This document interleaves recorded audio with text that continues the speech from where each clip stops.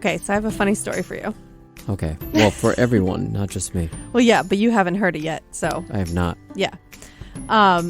Okay, so I just put our older daughter to bed. Yes. Bedtime was my turn tonight. And I was wearing my Vote Save America shirt. Okay. And she likes reading now. Like, she's trying to learn how to read, I guess, in the very early stages. She wanted to know what it said. She starts like saying the letters. And so we spelled it all out and I told her what it said, Vote Save America. And she said, "What's that? What's America?" And I said, "That's our country. That's where we live." And she said, "And what's that?" And she pointed to the word save. She said, "So what?" She knew what the word save meant. So right. She said, yeah. "So America's our country." I said, "Yes." She said, "So what about our country needs help?" Because she understood what it meant, save America. Yeah. And I was like totally taken aback. Like, I did not know what to say. I'm like, girl,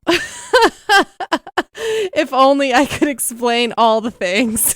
I mean, you could have just said something simple like, "Oh, some people just need food." That's what I said. I said the first thing that came to my mind was nature and the environment, because she loves being outside and like she gets that.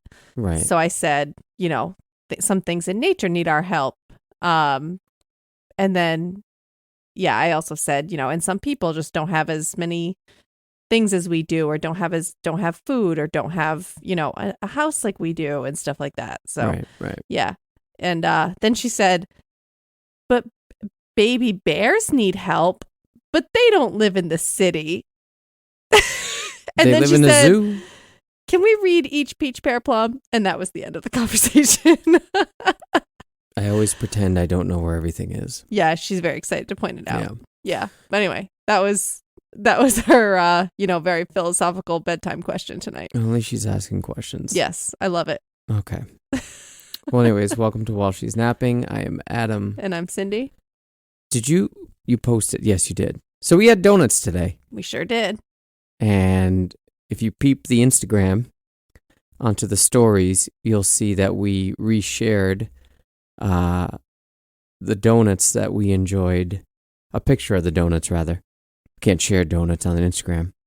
If only. Yeah, we reshared a picture of it from the account that one of our friends enjoyed them with us. So it was a good time.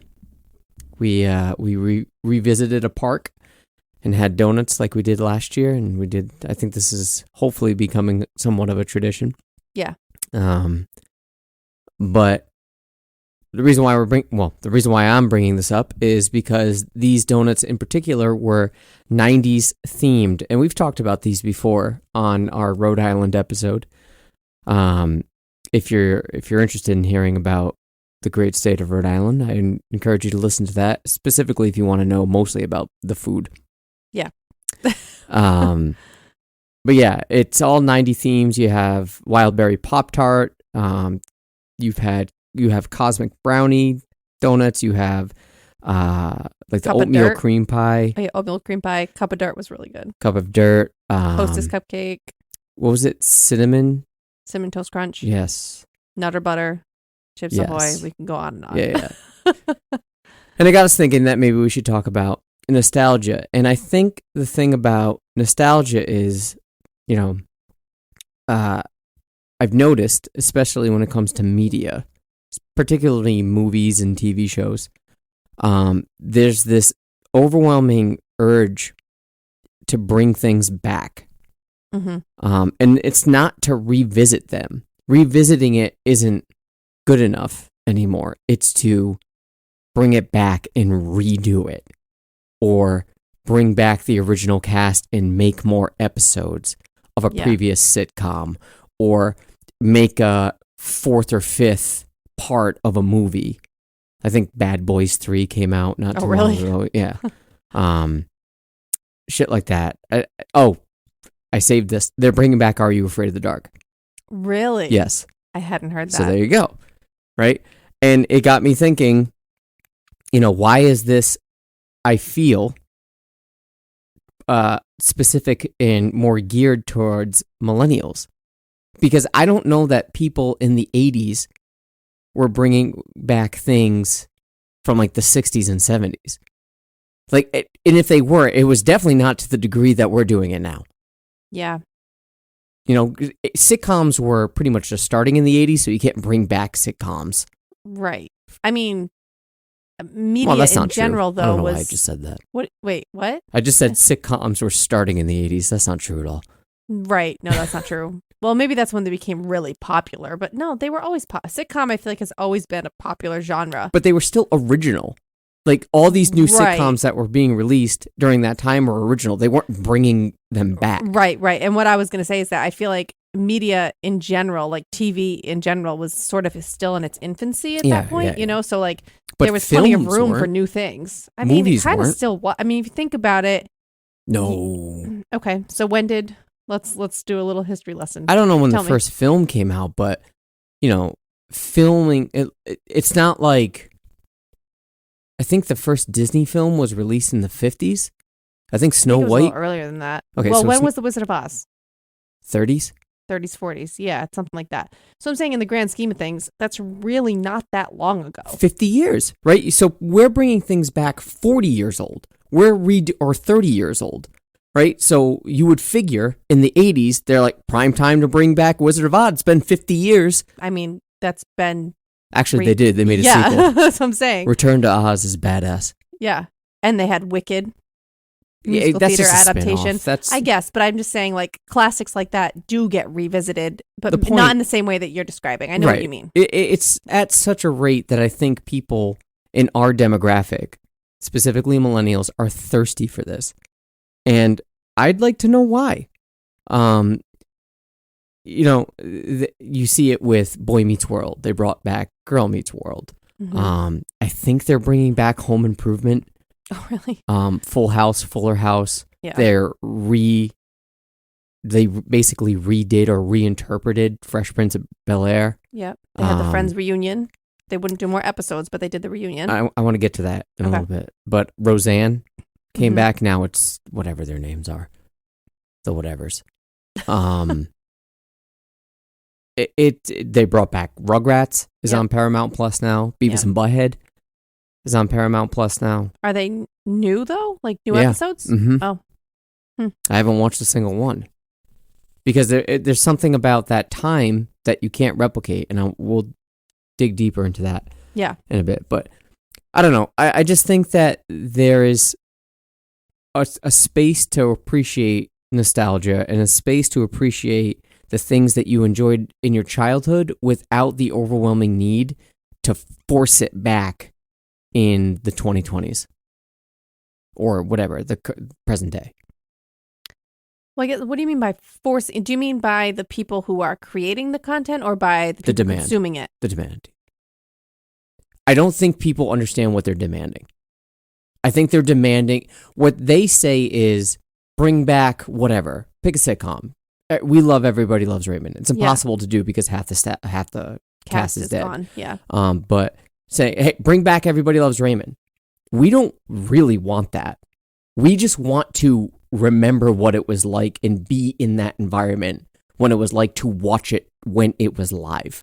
Right. So I think it's more than just media that can invoke that, right? Like we just did it today with the 90s donuts. Like, but it's not the donut, right? No, but it's the flavors, the ideas of like eating a Dunkaroos donut. It makes you, I feel like also smell and taste are very, very strong memory senses. Yeah, especially because smell. There is a formula to perfect that, right? So take away the donuts. They did re-release, they brought back Dunkaroos. Yeah, well, it's another example of like nostalgic things being brought back. But it's the same thing. It's not a reinterpretation of Dunkaroos. Right. But my point is that indulging in that nostalgic thing, whether it's a TV show or a food or whatever, a game, puts you back in that mindset of like it brings you back in a sense, but it doesn't. I think it's like a mirage. Like I think it's a comforting thing in the moment. I think food is a more precise example. yeah, I mean, comfort food is a thing for a reason. Yeah, and I think because it is bang on, right? You're having the same Dunkaroo formula Right. that you had when you were a kid. Right. If you had a fruit by the foot, you would have that same formula, and that's why that taste sort of brings you back. Yeah. Whereas if you watch a reinterpretation or an extension of a sitcom or a movie or something, I feel it's almost inevitable that you'll say, didn't quite hit as hard. It didn't capture me the way it used to. And it's not because of the material. It might be, but it's because you're not in that space anymore. Yeah, but you're not in that space when you're eating a Dunkaroo either. But you don't have to be, right? That's not, the enjoyment of taste doesn't require a specific space. Right, but we don't necessarily, I mean, Dunkaroos are delicious, don't get me wrong, but like, you're not enjoying it because of how it tastes. You're enjoying it because of the memory that it invokes. Yeah, so I guess things like sitcoms and movies, because of the inevitable disappointment that it didn't hit, it's not the same. Yeah, I guess I know what you mean. So this is what Jennifer Aniston said about Friends. This apparently, from my understanding, she was the one that said it will never happen. She was adamant. A reboot of it, not just a one-night thing. A one-night thing is fine because you're just reminiscing of it. That's right. different. It wasn't a new script and like a new plot or episode or whatever. Yeah. I think from what I saw in the trailer, you actually watched it, but didn't they like read script? I think they did some like they revisited the set or like they just reminisced. Replica of the set. Yeah, that's fun because you're reminiscing with them. Right, and the actors were talking about their experiences. You're reminiscing with the actual individuals, not the characters. Right. So when it comes to Friends, Jennifer Aniston said, I don't want to revisit it because you can't do it. You can't do what we did then, now. It's not relatable. Because no one's going to go to a coffee shop and sit on a couch and wait. Right. What do you do now when you wait for someone in a restaurant while you're dicking around on your phone? Right. During mid-conversation, you're texting or your cell phone rings. None of that happened during Friends. And she had the wherewithal to say, you just can't do that now. So it's not real. And if you make Friends now, you have to, if you extend it to like season whatever in 2022, you have to ask yourself, do I want to make it modern? Right. Or pretend like they're still in the 90s, because but just older versions of themselves. And then you're only appealing to a specific demographic. Right. And you're cutting your legs off at that point because those that you might bring in will be like, this is boring. Right. So I honestly think that Fuller House kind of achieved that balance. I think they're the only ones. Yeah. I mean, they totally appealed to the me's, right. You know, my peers, my generation of kids who watched it. Like that was my show growing up. I loved that show. And I think that they achieved, you know, nods and just enough of the originality of Full House while also making it modern enough for new younger generations to enjoy it. Even if they didn't understand all of the references or all of the nods or all the nostalgia, like I think that it was an enjoyable show as a standalone show for people who weren't around for Full House. And it was on a streaming service. Yeah. So and they also made fun of themselves a little bit. Like it would make fun of the original. And it knew that it was corny in that way and everything. So I think that they did a good job with that. But they're not, a lot of these sitcoms, minus from my understanding, well, I just mentioned a lot of the Paramount Plus ones and Fresh Prince is on Peapod, but if you go with... Peacock? What did I say? Peapod? That's the Stop and Shop delivery service. Yep. Sorry. Peacock. It's a streaming service, whereas Girl Meets World was relying on ratings to stay alive. Oh, was that only on cable? Yeah. I think it was on ABC. Mm-hmm. Well, that's probably the reason why I watched Freeform or whatever. Fuller House and not Girl Meets That's World. what I'm saying. So I don't know how ratings work with streaming services, how they quantify that. Yeah. But I feel that there's more. I'm sure they count streams and whatnot, but yeah. I think that's the platform. If you're going to get away with it, you can do it on there. Mm-hmm.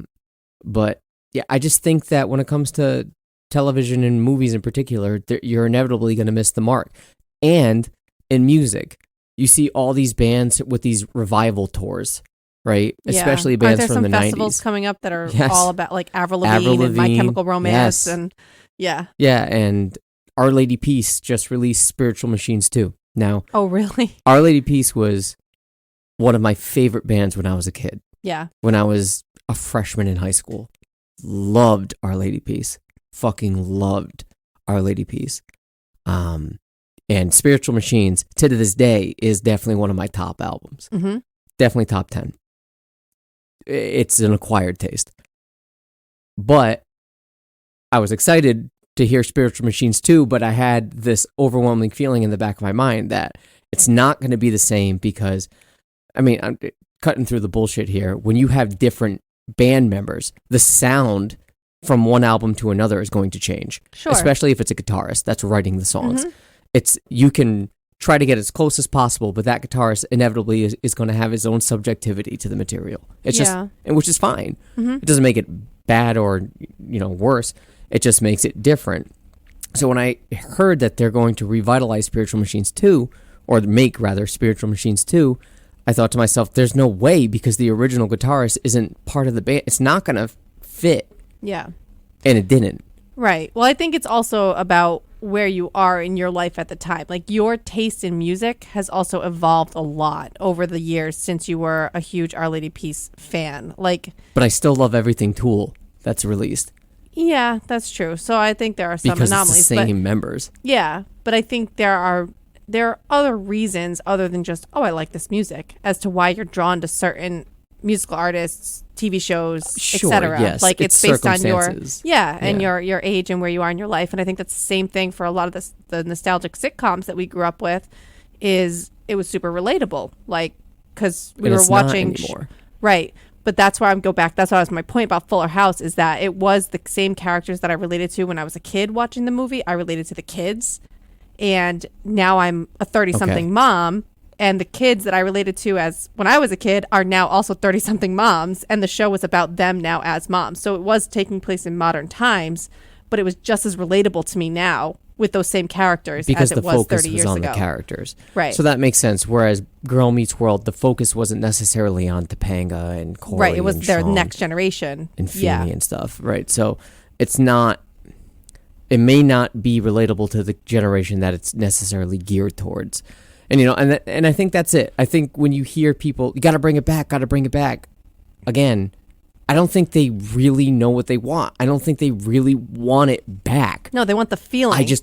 I think they want to go back to that time. Right. And that's the frustration. That's why it misses the mark. And that's why you're so fucking frustrated when you watch a sitcom or a movie and you're saying, this isn't what I was expecting so much more, because you hype yourself up because you can't go back. Even if the acting is of a similar caliber, if the script is still really good, if everything else is really high quality and it's a good show, it's still not 1994 on, you're never going back. Yeah. That's why I'm afraid of Are You Afraid of the Dark?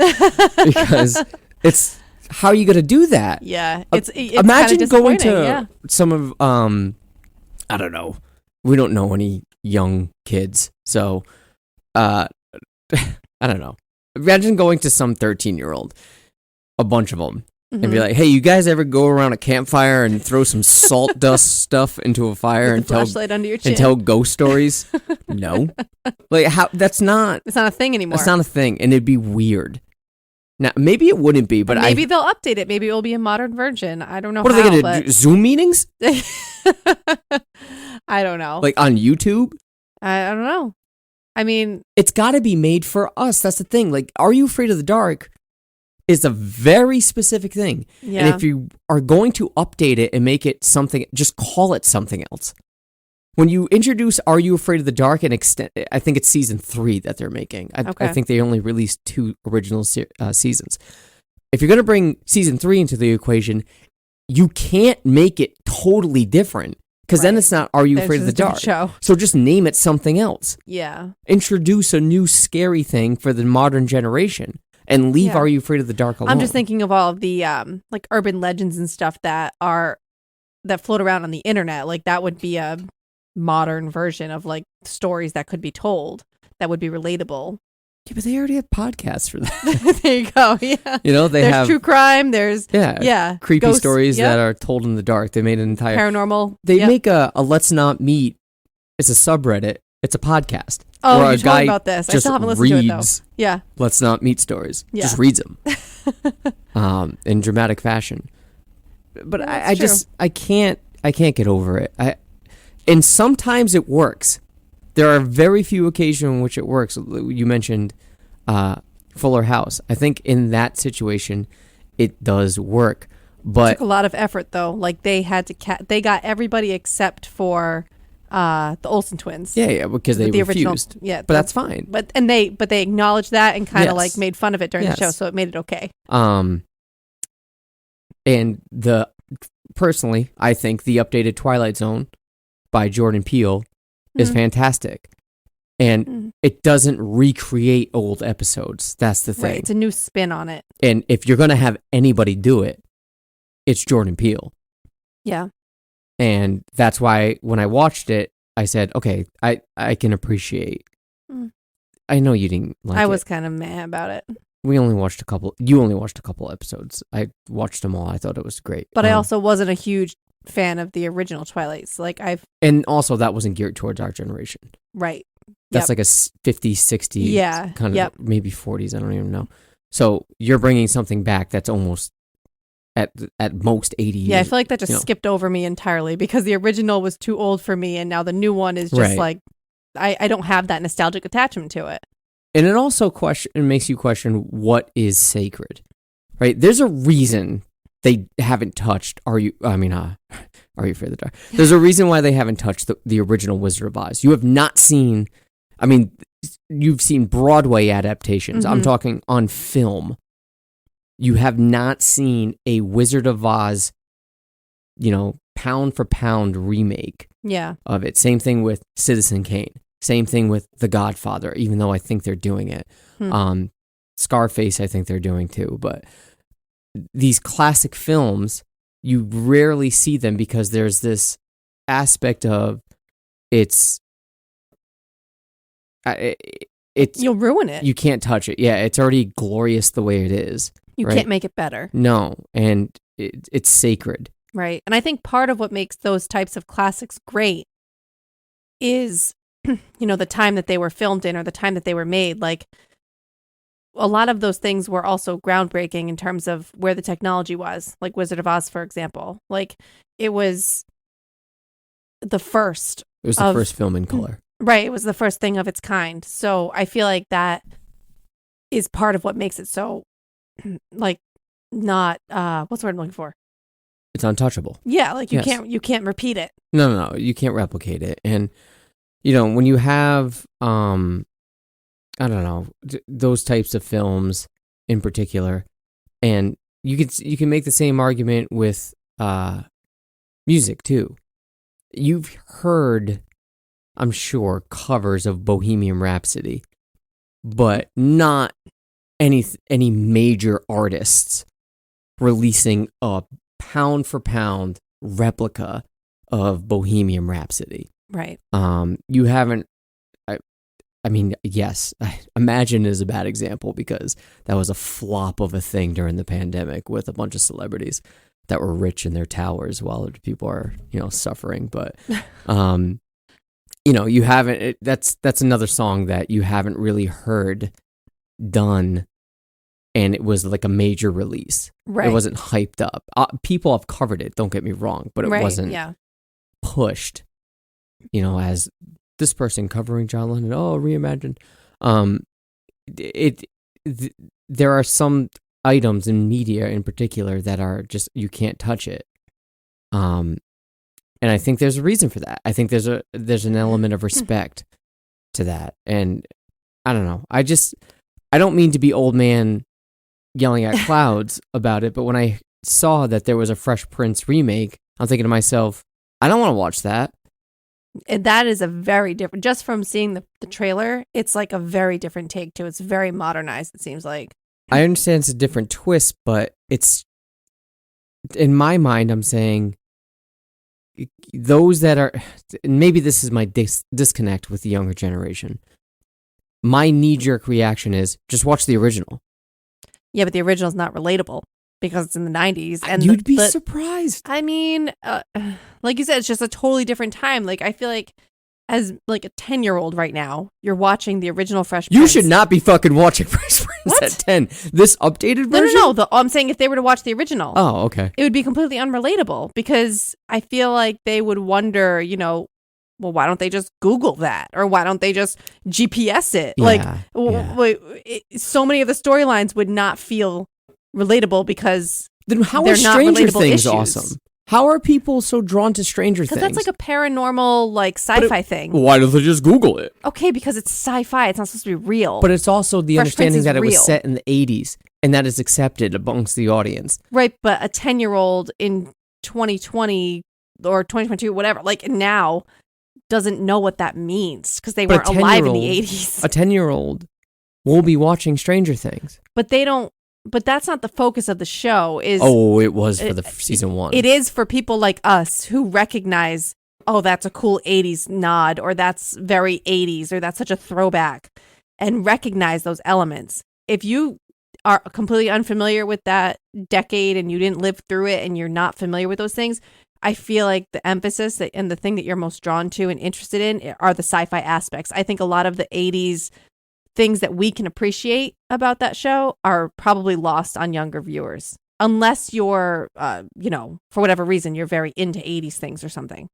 Okay, but if you want, what makes the story, and I'm not shitting on the story or the plot line here, what about Bel Air is so, necessary for a child or a teenager in 2022 that you couldn't just make a new sitcom with those same elements? Like, why does it have to be reimagined? Why don't you just make something new? And that's what I think is the problem at its core, is that, yes, this aspect of revisitation is, so compelling, but at the same time, it's coming at the cost of originality. Yeah. I think part of it is trying to appeal to both. They're trying to appeal to just give me something new. This millennial nostalgia and trying to make it relatable to the next generation. Just give me something new.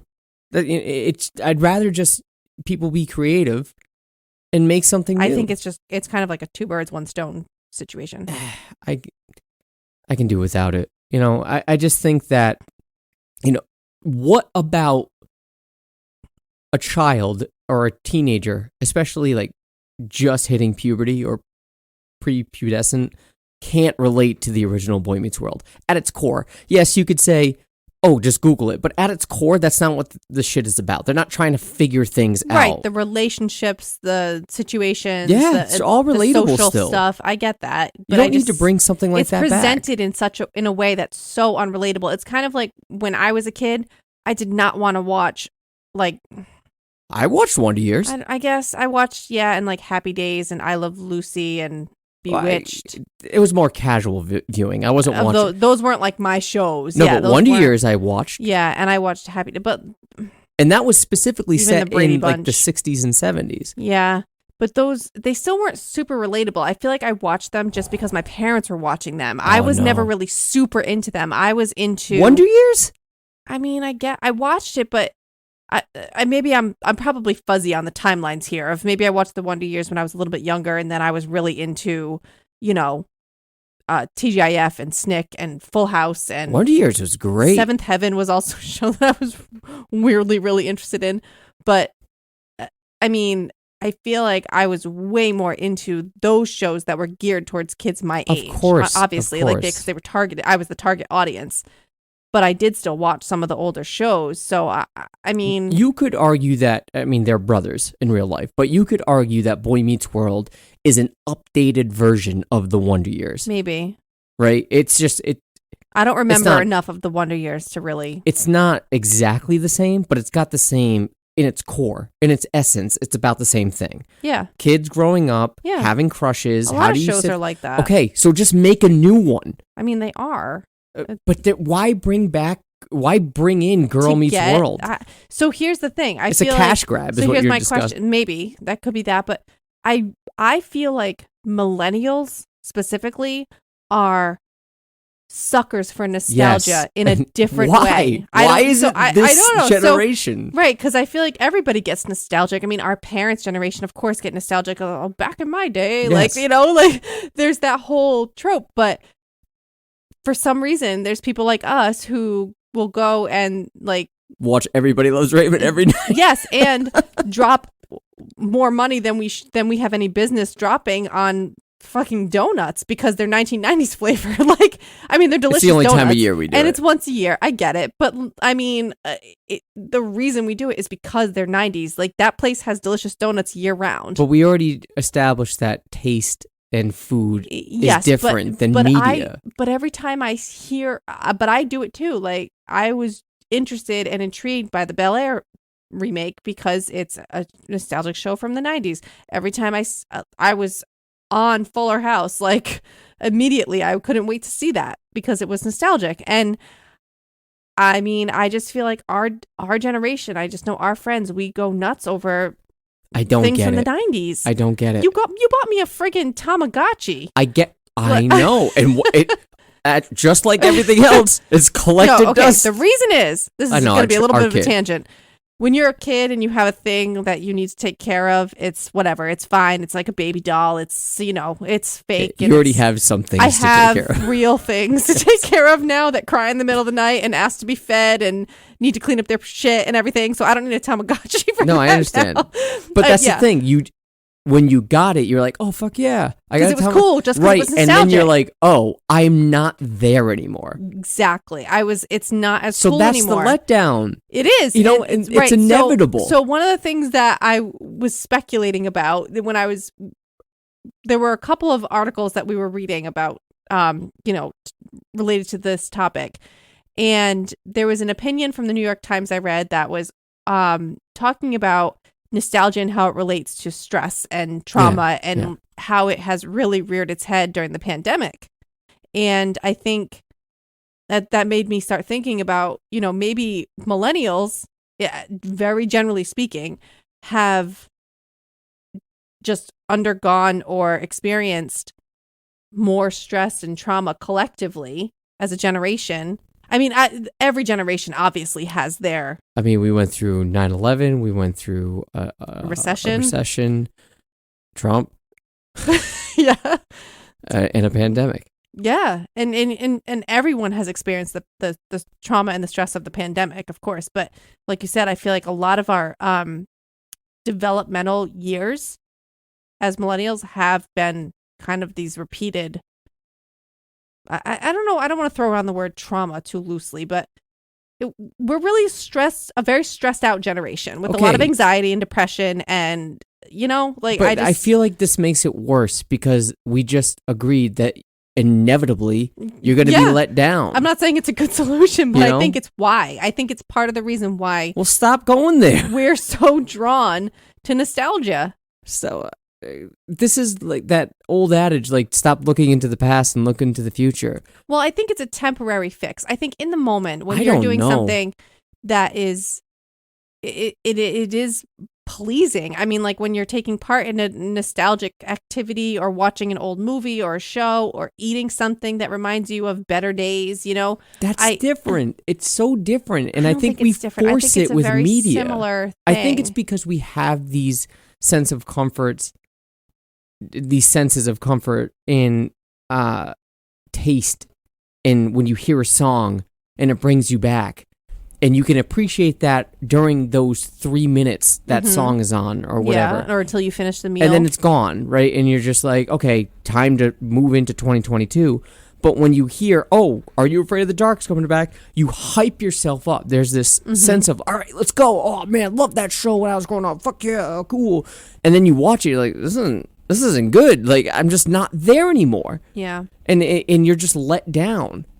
Yeah, I know what you mean, but I think guess it's what I'm saying particular is... to media. Yeah, and maybe the people creating these things, obviously It's a cash grab. they're well versed in how to target your audience, what draws people in, what types of things people are going to lose their shit over, and they know they've tapped into the psychology of millennials who have all of this stress and anxiety, and they know that we're going to be suckers for anything that attempts to bring us back but to they gotta know it's the short-lived. 90s, which were amazing. They gotta know it's short-lived. Because with the exception of so far, I mean, Bel Air is still to be determined. Yeah. With the exception of Fuller House, none of it has really been successful. Yeah, I guess. But I mean, I know you're really focused on the media thing, but there are other like re-releases of toys, or, you know, I feel like... Are kids about them? Oh, I don't know. We just heard from our friends today that CDs are coming back. Really? You weren't in the room? No, I wasn't there. Oh, yeah. Our friend was saying that she has a coworker, and her coworker has a younger son, I think 13, and wants CDs. Wow. So Crazy. it's our vinyl. Yeah. Is their CD. Yep. And they want CDs. This is based off of one story and one child. Yeah. But if that's the case, cool. Mm-hmm. But to me, the material that I'm holding, and our other friend was saying, it's nostalgic to me to hold the material. It's nostalgic to me to rip open a CD or a vinyl case or whatever, a box set, and that smell and flipping through the pages. I can hear the sound of flipping through the CD case in the car. There's something nostalgic to that, and I get that. It brings you back, and I don't think there's anything wrong with that, because you can't be let down from that because it's repetitive. It is a formula. Well, it's the actual thing itself. Yes, the and same. it will never let you down. I know what you mean, but I'm saying the idea of... I guess the distinction is that when you watch something that is meant to invoke that, and then it doesn't, because it's just not the same. It's not the same. Right, it's disappointing. But I think even things that are nostalgic that are successful in doing that, it's very momentary. But it's never shows or movies. That's the thing. And I feel like Fuller House did that for me. I feel like, it's really hard to remember that in a normal state of mind, because that's when I was very sick.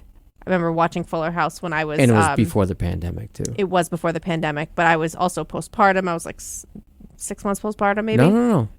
Fuller House came out before our first child was born. Yep.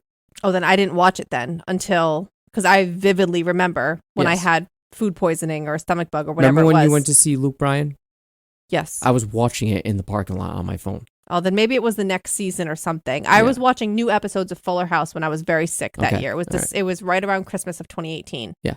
And so it did bring me a lot of comfort. I was so grateful that I had that, because I've been looking forward to it, and I was sick and I felt like shit, and it was very comforting. And then they hit it. And I think did. that's the only exception. Whereas, when you hear a song that meant a lot to you growing up or whatever, like Porcupine Tree, it's no secret to this, anybody that's listening to the show, that Porcupine Tree is my absolute favorite band. Able to snag tickets to Boston, and they're coming in August? No. September. And the frontman, Steven Wilson, pretty much the composer of the band, said, this could be it. We're not sure. We could wrap up this 13-date tour and say, that was fun, let's do it again. Or it could be, okay, yeah, we're good. And he says, I'm leaning towards the latter, which, again, could be a very, very good marketing campaign to make people buy tickets. Better buy your tickets now, yeah. Which, I get it. I don't fault them for that. But for me, it's listening to the new material they're releasing. It's the same members. Mm-hmm. And I'm a biased Porcupine Tree fan because they could put out absolute shit and I'd love it. But for me... I don't know about that. I don't know. It's very, very difficult to make me displeased by anything that they release. That's because they don't put out shit. Okay, fair. I understand that this is going to be it. I'm approaching it with the understanding that this is going to be it. They're going to play old stuff, and I'm going to love it, and I'm going to feel satisfied. That's how I felt about Tool. Yeah. When I said, when they released the new album, I said to you, this could be the last time. Mm-hmm. So let's see it. I saw it. They played a lot of old material, and I'm good. Why do you think I'm seeing Hanson again? I get it. It's the same thing. So with me, it seems like this doesn't hit the mark thing that I'm speaking of, and the inevitable is letdown TV and movies. Is TV and movies. Yeah. Right. So like anything that has a taste to it it's the right taste or the wrong taste. Yeah. You know? Well, because even thinking of Hanson, they have continued to make music, and I do enjoy a lot of their new music, but that's not why I see them. And I feel like the majority, I felt like I belonged like no other time in my life when I went to see Hanson. It's like all of these other 30-something moms who are there to hear bop. Like, but it's with the understanding that you're 30-year-old moms waiting to hear bop. Right. Like, we all know that that's what's happening. If you go to we don't, but we have gone to clubs on like 90s night, and it's the understanding you're going to hear 90s music. You can't act like you did when you were a kid in the 90s at this establishment. You know, you just can't. You're still 20-something at a club enjoying 90s music. So there's still that breakage of that time travel in your mind back to that time. You embrace the fact that you're listening and being in that atmosphere, no matter how much they recreate it. Yeah. You can't be in that atmosphere because you can't be 13 years old in the 90s. Right. It's making me think of all the pulled muscles and thrown out bags that must have happened during the Super Bowl halftime show this year. Yeah. There's another thing. Like, they were calling it the greatest halftime show ever. And you have Dre, Eminem, Mary J. Blige, 50 Cent was Snoop Dogg, who's apparently approaching 70. Oh my God. Well, Really? He's in his 60s, I think. Wow. But, that's what I'm saying. Yeah. And hearing that music is great, but you're not that person anymore. And I think we can wrap it up before the break because we're going kind of long. But when you hear music, especially metal artists or rock artists, that over time they calm down. This happened to Tool in particular. Like their newest album, I remember talking to my friends about it, and they said it's very different. And I said it's way less angry. They are no longer angry. And it's twofold. One, because they're older and they're not wiser. That person anymore. And two, Porcupine Tree touched on this as well. They just can't do it anymore. It takes too much energy. You can't scream about things anymore and then play a show the next night in your 50s. Yeah. You could do that in your 20s. Can't do that in your 50s. That's exhausting. You can't be punching out these odd signature polyrhythmic shit on your drums, banging away like a metal, I don't know what metal drummer is not, it's anticlimactic what I was describing, but you can't be that same type of drummer, this thrash metal drummer anymore like you did in your 20s. You're just tired. You'll get carpal tunnel. Yeah. You're just tired. Like you just can't do it anymore. I think it's mentally exhausting too to live in that anger for your forever. Yes. I mean, they can't live in that level of emotion. And I feel bad for people that are still there. Like if you were all about early angry Tool, the Undertow album, when it was released in 94, 95, and you're still that now, I feel bad for you, man. Like I'm sorry. Yeah. I'm sorry that you're still angry. To that extent. Yeah. Yeah. Like I feel like you can't escape that. Growing up, you just become tired. Yeah. Right, but that is something that every teenager experiences, and the emotions are so intense when you're growing up too. Yeah, and it's easy to relate to that. That's the frustration that maybe not for me, but people that are craving that nostalgic pulse being touched, you just can't. Yeah, because you're no longer in those circumstances. You no longer have those overwhelming amounts of hormones running through you, influencing your emotions. Yeah, you just don't. Chemically. Yeah, so it's not the same. Did you want to touch on anything else? No, I think we'll just get to the polls and see what comes out of that. Okay. Hang tight.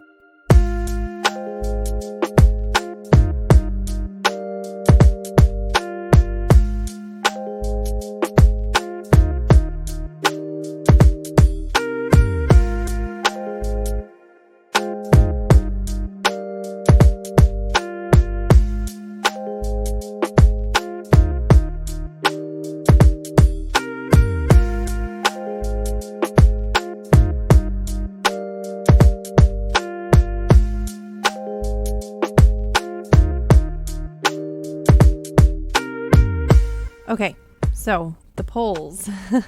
as always, we get really good and interesting feedback from our listeners on these topics. So this was no exception.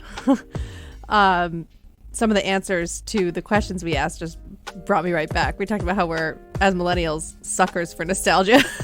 Well, there's this just added to it. Yeah, today, it's no secret that we record both halves of the episodes most of the time on 2 separate days. So today, because I was talking about Our Lady Peace on the first half, yeah, I listened to a bunch of Our Lady Peace today. Brought me back. Mm-hmm.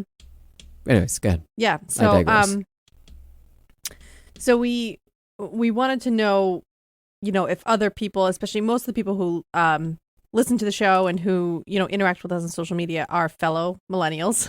Most of them are. Yeah. Yeah. So we were curious to know if they felt the same way we did about nostalgia in general, specifically nostalgia for the 90s. Yeah. And about if the pattern that we seem to be seeing about media really being a try-hard, with bringing back 90s sitcoms and things like that, if that was like, if anyone else felt like it was a little much and maybe missing the mark. So the first thing we want to know is just in general, what are some things or memories, like something specific? What is it that brings you back, that makes you feel nostalgic? And so I'll start, I guess, with the more general ones, and then we can talk about the specifics. So someone said places and artifacts, which I wish they were a little bit more specific. Wait, is a Tamagotchi an artifact? Maybe. That's what I'm imagining. Things like that. Like things, toys, whatever. Things that like GAC aren't made anymore. Yeah, well, they didn't say toys, they said artifacts. So I'm not really sure. But and as far as places, I know I can't even remember since we recorded the first half yesterday. We can talk about places. Okay, maybe it was when we stopped recording. We were talking about like Chuck E. Cheese and stuff. Yes. Okay. Because you said you wanted to talk about it. And I've forgotten to mention places like that, or like the skating rink. Remember we used to go to United States of America. But that's only in Rhode Island. Yeah, that's a Rhode Island thing. But I'm sure other places It's had still similar skating. Indoor skating was a thing with lights. Yeah, and at my barber, and I'm bald, I know, but my beard barber. Yeah. He has Mortal Kombat 2 arcade, and it's free to play. Wow. Yeah. Cool. Just hanging out there. There's that whole there's a place in Providence that we still haven't been to that has all the old arcade games. What is it called? Free Play, I think. I don't know. Yeah. But it's like that's Donkey Kong shit. That's true. Yeah, the old arcade games are like we played them in the 90s, but it wasn't a thing as California. much as it was. Yeah, we did go to a place that had a bunch of old games. The original Donkey Kong they had. And they had Pac-Man and stuff like that. Yeah. The original Donkey Kong had Mario on it before Mario had his own game. Oh, wow. All right, well, we saw that in California. There is a video game response. I'm not burying anything. Yeah. Well, you haven't read these, so you can't bury it if you try. That's true. You don't know what they are. I never do. So I can kind of relate to the places thing. Like, I mean, I guess I'm thinking of, I don't know if it's places, though, that still exist that maybe you went to as a kid. Like, for me, my campground, like, is a place that I went all the time. But that's not, like, a 90s specific thing. Like, Nickelodeon Studios? Yeah, I do have memories of going there. Doesn't exist. My parents got chosen when we went to Nickelodeon, and they got to play, I forget what it was, Double Dare or, I can't remember. We attended bootleg Double Dare. So that's what it was. Yeah. So it wasn't the TV show. Right. It was just, like, they did the attraction. They constantly had an episode of Double Dare. Yes. Going on. But it was fun because we got to. Yes. I think we got to slime my parents. We did something to them. Water balloons. I don't remember, but yeah, they got chosen, and my brother and I got to. I just wanted the whipped cream pie. Yeah. Just crust and whipped cream. That's all it was, and I always wanted to try it when I could have just made it at home. Yeah. But it's different. Okay, noted. It's just crust and whipped cream. Yeah. And they called it a pie. So another general one, but I can also relate to, someone said certain smells. I'm trying to think.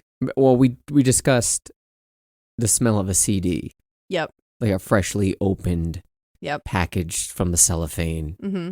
For me, it's even magazines, which clearly magazines are still around, but I don't read them anymore. I read everything online.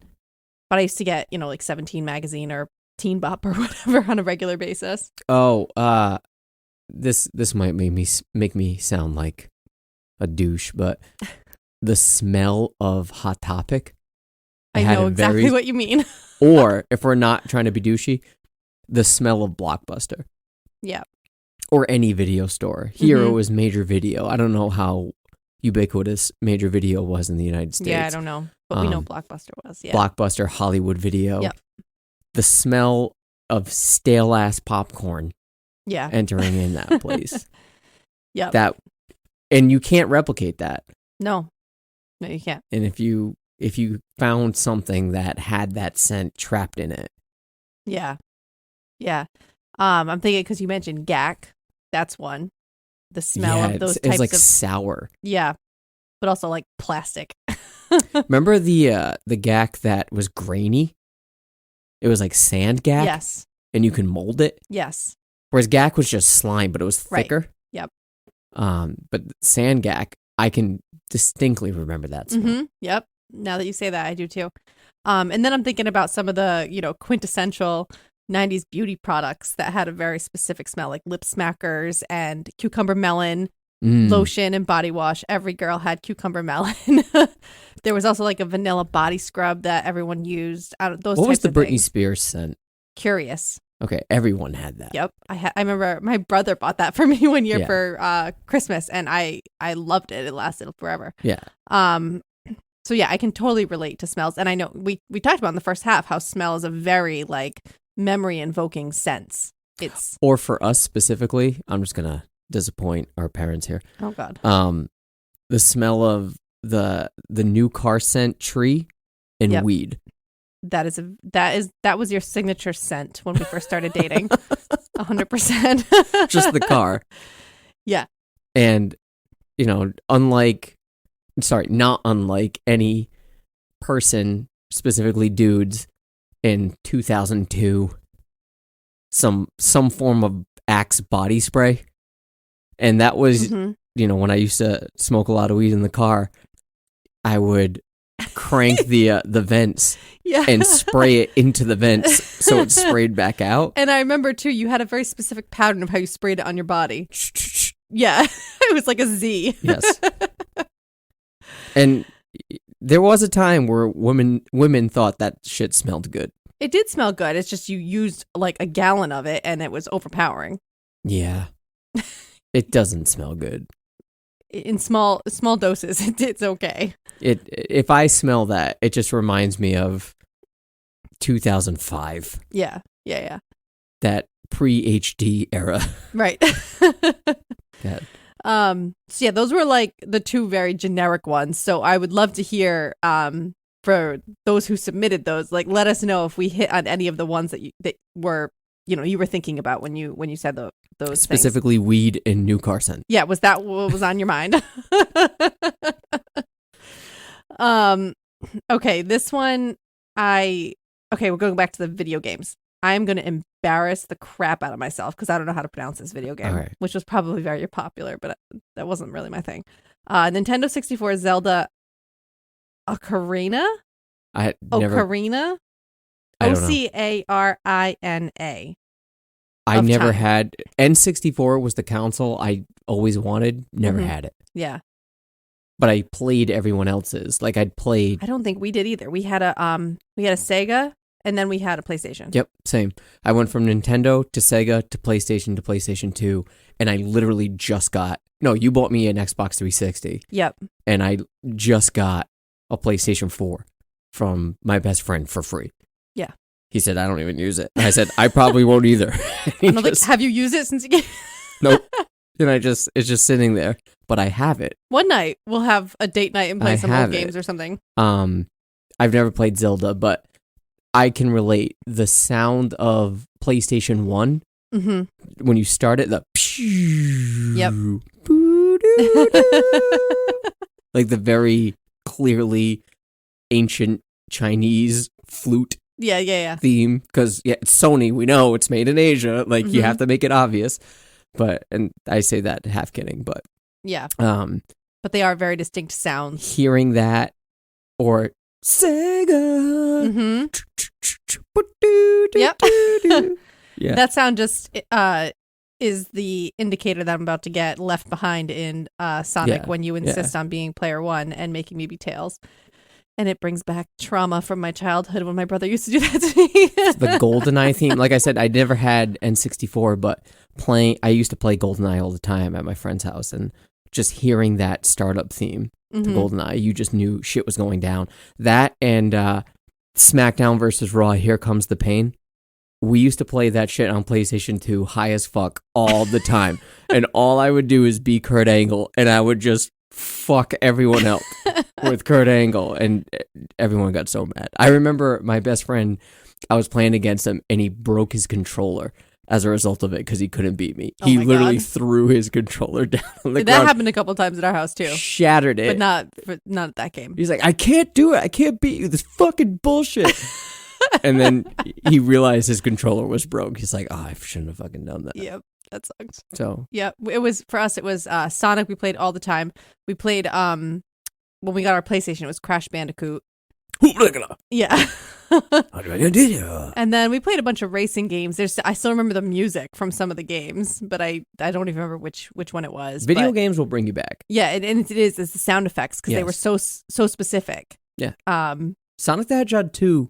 Like, the soundtrack for those levels, pretty fucking good. Yeah. Like, it's not bad. It's not. I know. I wouldn't be surprised if a bunch of bands covered it and made it. I'll get a look for that.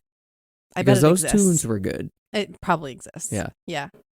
So yeah, can't really relate specifically to the game, the Zelda game, but definitely video games in general are very nostalgic. I'm not an RPG guy. So. Yeah. Okay, and the last one that we received for like the general what things make you feel nostalgic. Vivid memories of playing MASH in school. Okay. And those folded triangle fortune tellers.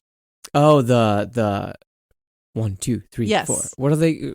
Weren't they called something specific? I don't remember. So what's funny is as I was reading this for the first time, when I read MASH, that other game popped into my head first. It's just fortune telling. And then I continued to read the sentence, and they were also talking about the same thing. So I think those two things go hand in hand because they were very similar, and it was like telling your future. Yeah. But they were two different games, and I don't remember the name of the paper one. Yeah, that we called it Chinese football, and there was a time where I thought Chinese football was literally how they played football in China, like how they all gather around a table with two people with a folded piece of paper into a triangle. And why was it called that? I don't know. Yeah, I mean it was paper football. I'm sure we didn't know better, but as a kid, you don't know, and I was like, all right, I guess this is how they do it. And oh my God, there's a bunch of spectators. You know, you have to hold your hands up for the end zone for the uprights. Yeah. That 7-Up stand up.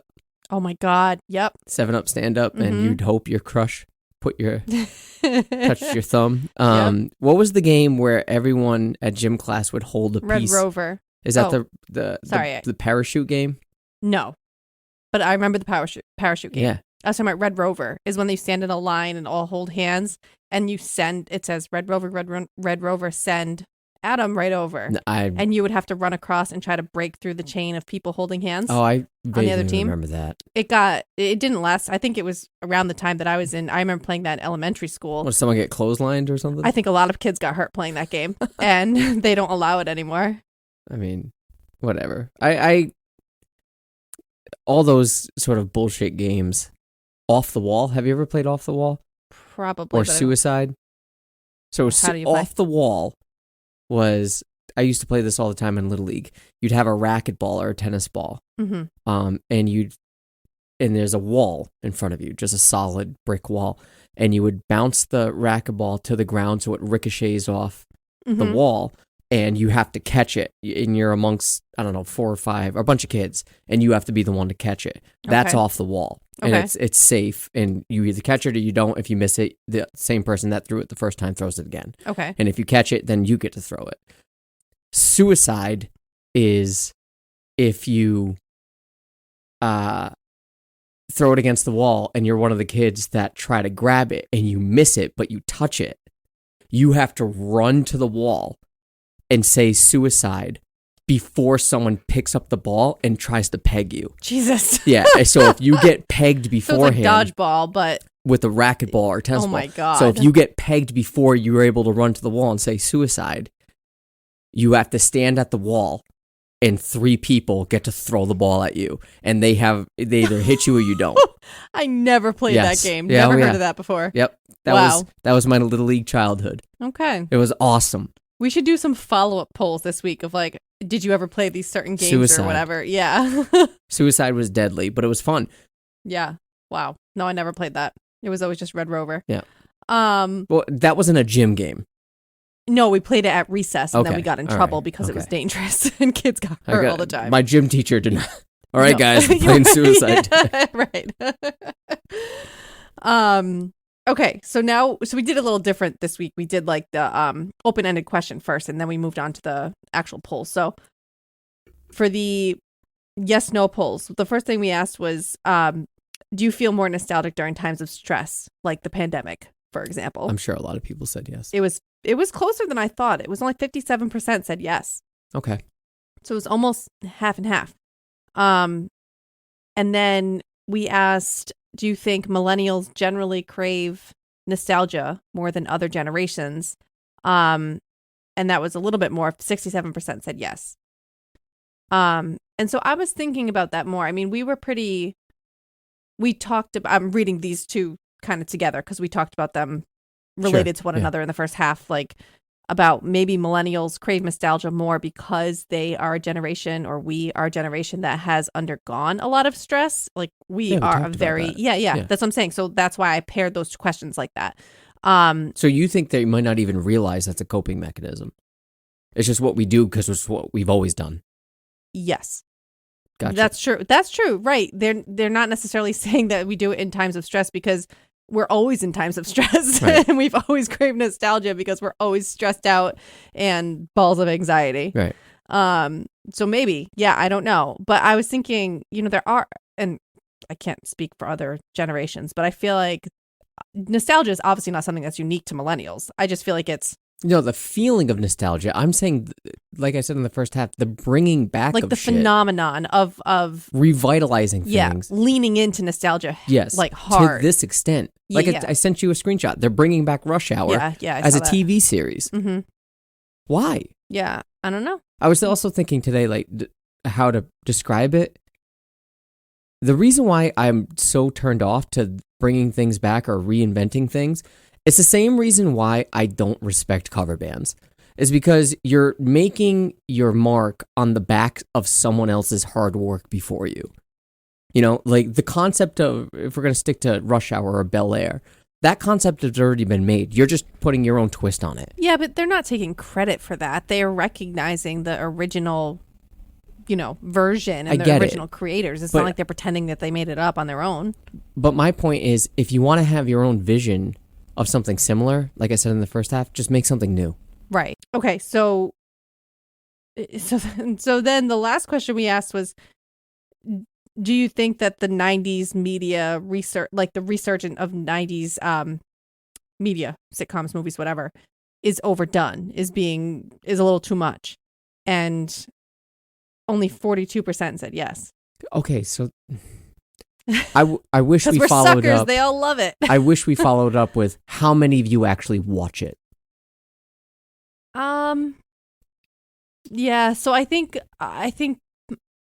part of it, I think you covered in the first half, like that there's a lot of excitement when you hear that it's happening, even with like something like Jurassic Park. I feel like you hear, the new Jurassic Park, but they're not redoing the it. No, but there's only so many sequels. Like none of even though the sequels were okay, like they're not the original. The original Jurassic Park is just always going to be Jurassic Park. Yeah, it's a phenomenon. Right. And you can't relive. You can't replicate that. But I don't mind expanding the story. Kind of like I don't mind the new Star Wars. But I think when, like, I guess I can only speak from my perspective, but when I hear, new Jurassic Park, awesome. Like, part of the reason why I'm so excited about it is because of the nostalgia factor of, I love the original Jurassic Park, and 1990s me is excited to see another Jurassic Park. Not because I am a huge fan of dinosaur action movies. It's because it's Jurassic Park. Well, they're the only ones. Okay. So I just mean that plot line in particular. I mean, yeah, it's not because it's an action movie about dinosaurs. Which they're the only ones. You know what I'm trying to say. I'm saying it's not that. I'm saying it's the nostalgia factor. It's like, I'm not really a fan of space people with lightsabers, but I really like Star Wars. Well, they're the only ones. Okay. So yes. You know what I mean. I'm saying it's not because of the content of the movie that I'm excited about a new Jurassic Park. It's because of the nostalgia factor. It's conceptual. I get it. Yes. Okay. So, God, I forgot my original point now. We get more excited about it. You like the idea of them reaching back into the bag, but you don't want to see what's in the bag. But once you do, you're let down. Because I said that. I know that I'm agreeing with you. And that's why I wonder if, to your point, of the people who said, no, they don't think it's being overdone, is because they like the idea of it and they're excited about all these things coming back, but they haven't actually watched them, or they haven't given themselves a chance to be disappointed. Like, maybe they're just excited by the idea of it. Because they haven't viewed it. That's what I'm saying. Yeah. I'm agreeing with you. I wonder, we should do a follow-up. If you said no, have you watched all of these, Yeah, you should specifically said, besides Fuller House. I know. Yeah. What else have you seen? Right. Because I bet you there are people that are like, what the fuck, the Wonder Years? Like me? Yes. That's what I'm saying. I disagreed with you. I don't necessarily think it's being overdone because I thoroughly enjoyed Fuller House, which I think was made abundantly clear in the first half. But that's the only thing. Right. I didn't even know about some of these other things, but... So, right, I wouldn't have said, yes, I think it's being overdone because I wasn't aware of a lot of it. Everyone was disappointed with, like I said, with the new Rugrats, mostly because of the animation style. It's all in 3D and stuff on Paramount Plus. So which ruins the nostalgia factor. I get it. Yeah. Same thing with Beavis and Butthead. You just can't do it because music videos aren't a thing. And them making fun of the music videos was one of the best parts of that show. Yeah, it's kind of critical. Yes, but it was funny. Right. You just can't no one cares about music videos anymore. Yeah. Same thing with, I guess they're going to bring back, like I said, Home Improvement. Mm-hmm. I don't know that you can do that anymore. I maybe you can. It just doesn't seem right. Well, millennials definitely don't peep over their fence and talk to their neighbors. That's what I'm saying. I don't want to talk to my neighbors. If I don't see my neighbor's mouth, I'm happy. Give me a Wilson. That's his name, right? Wilson. I think so. Yeah, give me a Wilson.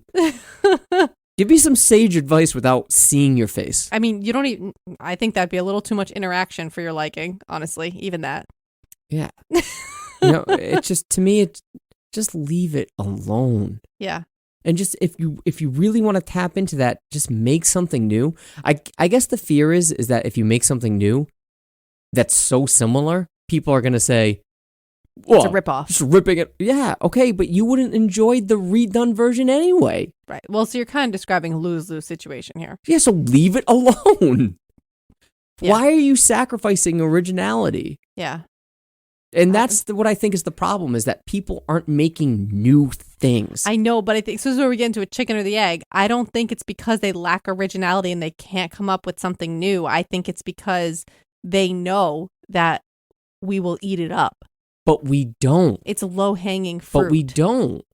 I guess. Especially when it comes to television. People aren't really watching these things. Like, people were so hyped for Girl Meets World online, and it got canceled. Because no one's watching it. No, you're because right. no one cares. You're right. I think there's a lot of hype, but I don't know how much of that is, followed up with no one cares. Viewership. Yes. Yeah. And just make something new. Yeah. Make your own thing. Mm-hmm. And leave my fucking generation alone. And it speaks to... You guys can pop back and dig into the archive and listen to the episode of the 90s. I don't want to say a lot of the same ideas, but we do celebrate what happened in the 90s and some of our favorite things in the 90s. And that, to me, is not to toot our own horn, a proper revisitation of a nostalgic thing. Like, appreciate them for what they were and just leave it alone. Yeah. You can celebrate it. You can talk about it, revisit it. Even if you find a Dunkaroo or you want to listen, like I did today, listen to, and by no means, you don't need my permission. You can do whatever the fuck you want. But, you know, listening to a bunch of Our Lady Peace albums today, I was just like, oh, this feels good. I remember what I was doing during this time. I can put myself back into this place, you know, but people that listen to, you know, craving a new Stained or Disturbed album, be like, dude, I don't hate my parents anymore, so I don't need to listen to this music about how much I hate my mom. And, you know, if people are still writing that at 50. Yeah, I know. We talked about this in the first half, you know, too. It's just disingenuous. Yeah. I get it. Yeah. That's why I feel like getting back to how other generations, you know, handle or whatever, address their nostalgia or their craving for nostalgia. It's not in these media resurgences. Like you said, that in the Twilight Zone is an example of something that came back it's older than the 90s. But other than that, I'm trying to think, you know, what do the older generations sort of indulge in for those nostalgic? Nick at Night. I mean, that's still our generation. No, like Lucy and... Oh, you're right. It goes back behind. It's not the Nick at Night that I'm thinking, but you're right. You know what? Probably Nick at Night are those even on?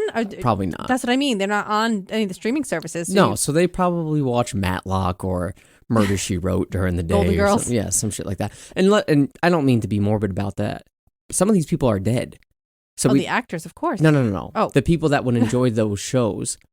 Like, people that would thoroughly remember and enjoy Lucy, Bewitched, probably dead. I guess.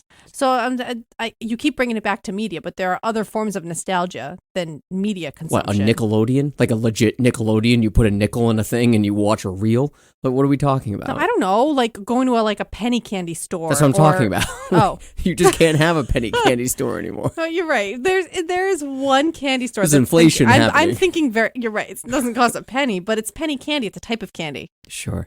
It's not the literal. Oh my God, you are just shitting all over me today. I'm just saying, we go to South Carolina, get a whoopie pie and an RC Cola. Yeah. Okay, but we did that. I know, but that's not nostalgic to us.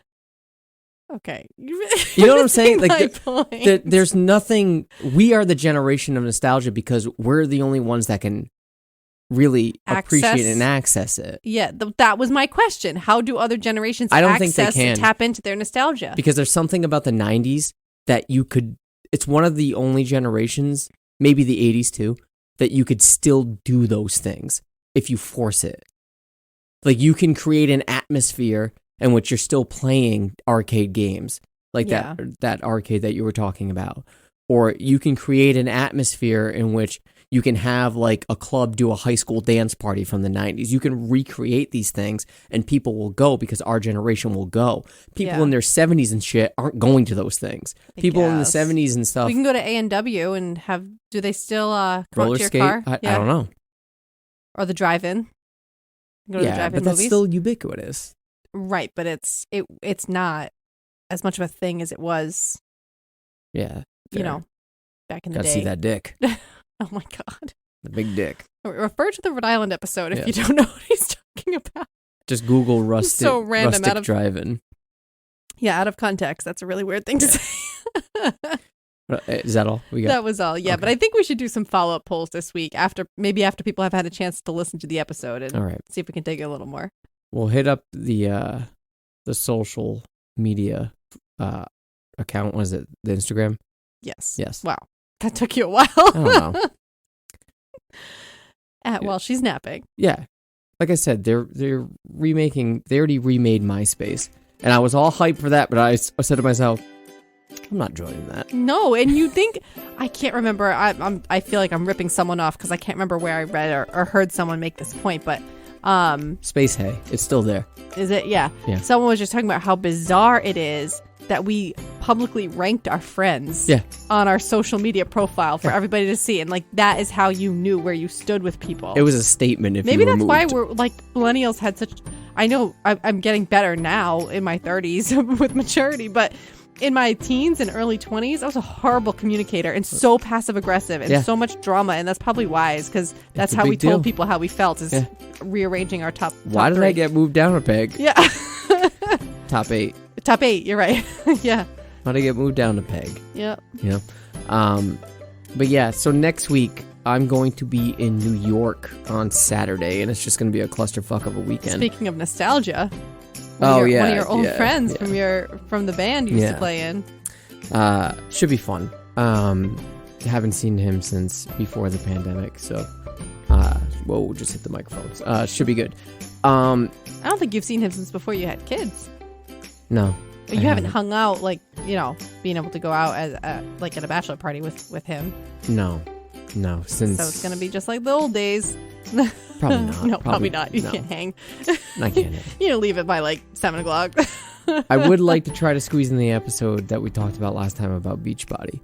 Yeah. The workouts themselves. I think that's going to be an interesting episode. So until then, if you have any thoughts that you would like to share with us about nostalgia or nostalgic things, specifically from, I don't know, late 80s, early 90s, or the 90s in general, even the early 2000s, chime in. Talk to us on the Instagram. While she's napping. There you go. So, and until next week, or whenever. Yeah. Talk to you soon. Bye.